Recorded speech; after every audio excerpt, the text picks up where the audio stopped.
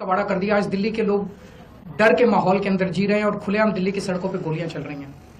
तो ना उनके पास कोई नैरेटिव, सारे काम कराए गए। जब उनके सारे षड्यंत्र फेल हो गए तो उन्होंने फिर एक एक करके दिल्ली के आम आदमी पार्टी के सीनियर नेताओं को, मंत्रियों को, कैबिनेट मिनिस्टर्स को जेल भेजना चालू किया। उन्होंने सत्येंद्र जैन को जेल भेजा, मनीष सिसोदिया को जेल भेजा, संजय सिंह को जेल भेजा, मुझे जेल भेजा, सब लोगों को उन्होंने जेल भेजना चालू किया। उसके बावजूद भी काम नहीं रुके और कोई दूर दूर तक दिखाई नहीं दे रहा कि बीजेपी जीत रही है। अब बीजेपी को दिखने लगा है कि बीजेपी न केवल हार रही है बल्कि शायद भारत के इतिहास में उनकी ऐतिहासिक हार दिल्ली के चुनाव में बीजेपी की होने वाली है। बीजेपी के पास कोई नैरेटिव नहीं है, उनके पास ये बताने को नहीं है कि उन्होंने 10 साल में क्या काम किया। 10 साल में आधी सरकार दिल्ली में उनकी भी थी, उनके 7 MP थे, उनके LG थे, उनके पास अरबों खरबों रुपया था केंद्र सरकार के पास। उन्होंने इन 10 सालों में ना कोई सड़क बनवाई, ना कोई अस्पताल बनवाया, ना कोई स्कूल बनवाया, ना कोई कॉलेज बनाया। दिल्ली के लोगों के लिए कोई काम नहीं किया। दिल्ली के लोगों ने उनको एक ही काम दिया था कानून व्यवस्था का, उसका भी उन्होंने कबाड़ा कर दिया। आज दिल्ली के लोग डर के माहौल के अंदर जी रहे हैं और खुलेआम दिल्ली की सड़कों पर गोलियां चल रही हैं।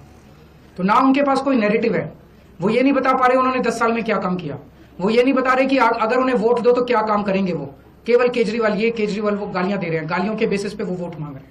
उनके पास कोई CM चेहरा नहीं है, उनके पास कोई कैंडिडेट्स नहीं है, उनके पास कोई एजेंडा नहीं है चुनाव लड़ने के लिए।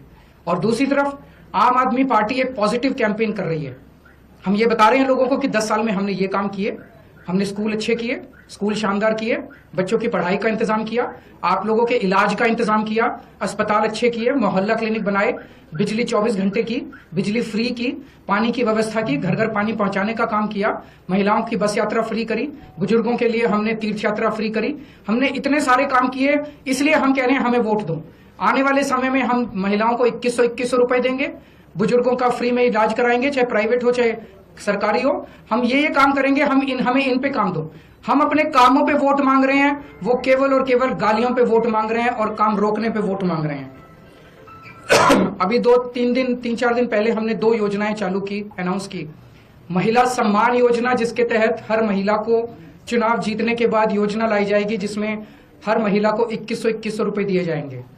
दिल्ली की कैबिनेट ऑलरेडी हजार रुपए की योजना मंजूर कर चुकी है और उसकी नोटिफिकेशन जारी हो चुकी है। लेकिन मैंने ऐलान किया था कि हम चुनाव जीत जाते हैं तो इसको बढ़ाकर 2100 कर दिया जाएगा। उसी तरह से बुजुर्गों के लिए हमने संजीवनी योजना ऐलान किया कि 60 साल से ऊपर के बुजुर्गों का सारा इलाज मुफ्त करवाएंगे, चाहे प्राइवेट हो चाहे सरकारी अस्पताल हो। इसमें जबरदस्त भीड़ लग रही है, लोग रजिस्ट्रेशन करा रहे हैं, लंबी लंबी लाइनें लग रही है, लोग हमारे दफ्तर आ रहे हैं और लोग बहुत खुश हैं, बहुत खुश हैं। कल रात तक लगभग 12.5 लाख महिला सम्मान योजना में रजिस्ट्रेशन हो चुके थे और 1.5-2 लाख बुजुर्ग